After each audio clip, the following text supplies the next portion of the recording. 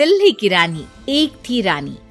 क्योंकि राजा की मौत एक हादसे में हो गई थी, रानी को ही राज्य संभालना पड़ रहा था। रानी का नाम था रानी रश्मिवती। रानी ईमानदार थी और प्रजा की सेवा में लगी रहती थी। एक दिन उसके दरबार में 3 नौजवान आए, रमेश, सुरेश और दिनेश। कहो, क्या सहायता कर सकती हूँ मैं तुम्हारी? हम आपके दरबार में काम करना चाहते हैं ताकि जनता की सेवा कर सके। लेकिन अभी तो तुम्हारी उम्र बहुत छोटी है। तुम लोगों को तो अभी अपनी पढ़ाई पर ध्यान देना चाहिए। हमारा मन पढ़ाई में नहीं लगता। माता पिता को लगता है कि हम किसी के लायक नहीं है और हम साबित करना चाहते हैं कि हम लायक हैं। उत्साह बहुत अच्छा है, मगर अभी उम्र कच्ची है तुम लोगों की। अरे उम्र से क्या होता है रानी जी? शास्त्रों में लिखा है कभी किसी के ज्ञान को उसकी उम्र के आधार पर नहीं देखना चाहिए। बात तो सही है तुम्हारी। और अगर सच में तुम अगर ये संकल्प करके आए हो कि तुमको यहाँ काम करना है, तो पहले परीक्षा देनी पड़ेगी। 3 परीक्षा, एक शारीरिक परीक्षा, एक बुद्धि की परीक्षा और एक देशभक्ति की परीक्षा। और ये क्या है? वो मंत्री महोदय तुम्हें समझा देंगे। हमारे पास समय नहीं है। अगर तुम लोग तैयार हो तो बताओ। हाँ, हम तैयार है किसी भी परीक्षा के लिए। मैं भी तैयार हूँ कुछ भी कर गुजरने के लिए। तो ठीक है मंत्री जी, आप इन तीनों की परीक्षा कल से ही शुरू कर दीजिए। जो आ गया रानी साहिबा। अगले दिन से ही तीनों की परीक्षा शुरू हो जाती है।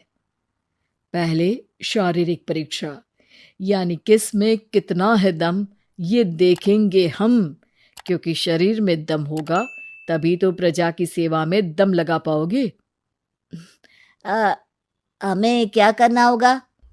वो पेड़ दिख रहा है, जो सबसे पहले चढ़ेगा उस पे दरबार में नौकरी पाने के अवसर उसी के बढ़ जाएंगे। मैं चढ़ता हूँ। अरे रुको रुको, गिनती गिनने दो। 1, 2, 3। 3 की गिनती के बाद रमेश और सुरेश भागकर पेड़ के पास गए, मगर दिनेश आराम से पेड़ के पास गया।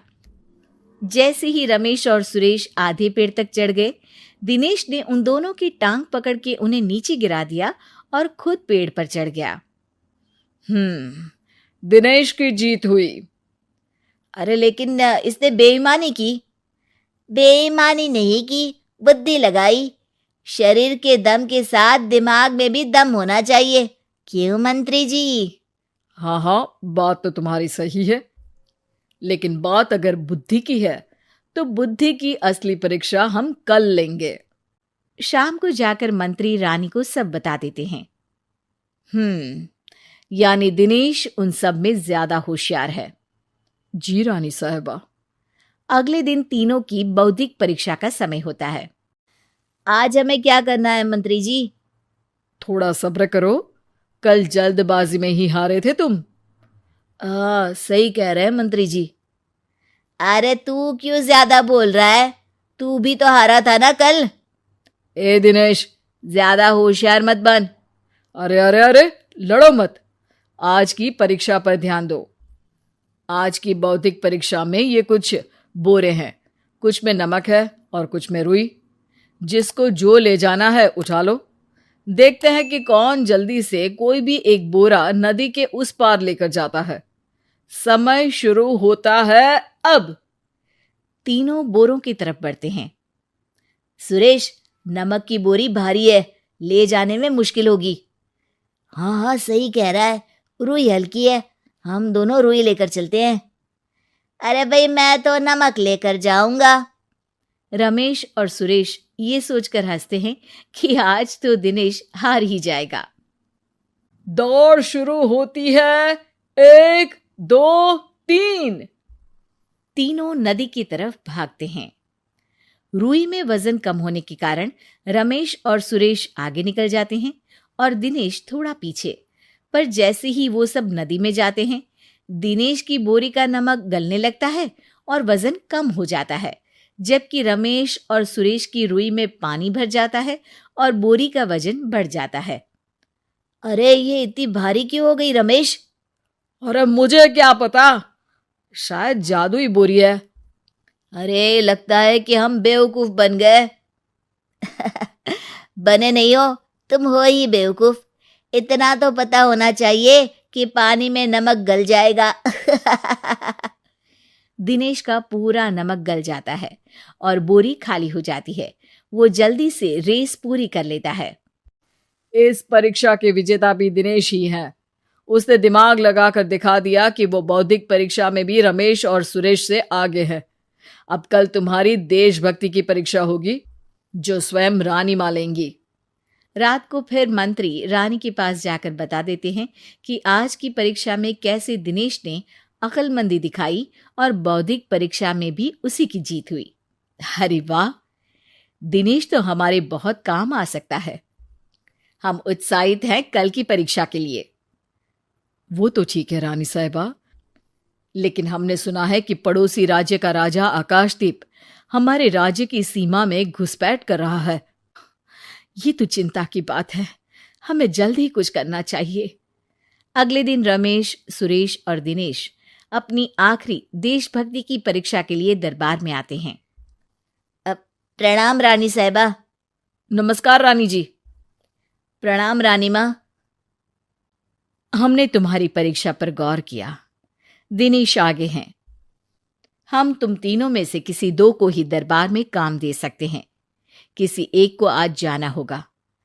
तो देशभक्ति की परीक्षा के लिए तैयार हो? पूरी तरह से। मैं तीनों से एक ही सवाल करूंगी। जिसका जवाब सबसे सही लगेगा उसे तो नौकरी मिल ही जाएगी। फिर दूसरे सबसे सही जवाब देने वाले को भी काम मिलेगा। आप लोगों का समय शुरू होता है अब। ज्यादा सोचने का समय नहीं होगा। जो मन में पहली बात आए उसका जवाब दे। तो सवाल यह है कि तुम इस मिट्टी के लिए क्या कर सकते हो? मैं इस मिट्टी को साफ रखूंगा। यहाँ के लोगों के भोजन की कमी को मैं पूरी करूंगा। मैं यहाँ के लोगों को गले लगा लगा के उनको खुशी दूंगा रानी माँ, और गरीबों के लिए घर बनवाऊंगा। मैं इस मिट्टी के लिए किसी की जान भी ले सकता हूँ रानी माँ। मंत्री, दिनेश को एक तलवार दो। जी रानी जी। दिनेश, पड़ोसी राज आकाशदीप की जान तुम्हारे हाथ में है। जाओ, अपना काम पूरा करो।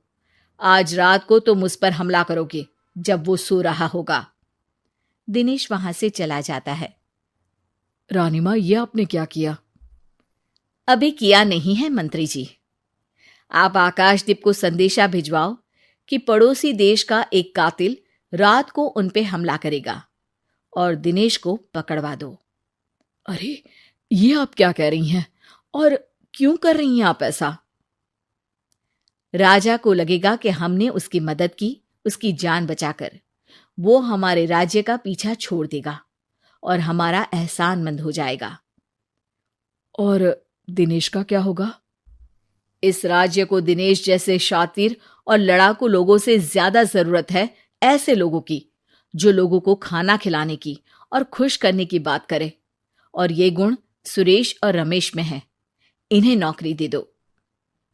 दिनेश बहुत चतुराई से नौकरी हड़पना चाहता था, जिसके लिए उसने रमेश और सुरेश जैसे दोस्तों का भी नुकसान किया। पर रानी ज्यादा चतुर निकली। उसने एक तीर से दो निशाने लगाए। दिनेश जैसे खूंखार युवक को राज्य से बाहर करवा दिया और पड़ोसी राजा आकाशदीप को अपना एहसानमंद कर लिया। पूरा दरबार रानी की जय जयकार कर रहा था।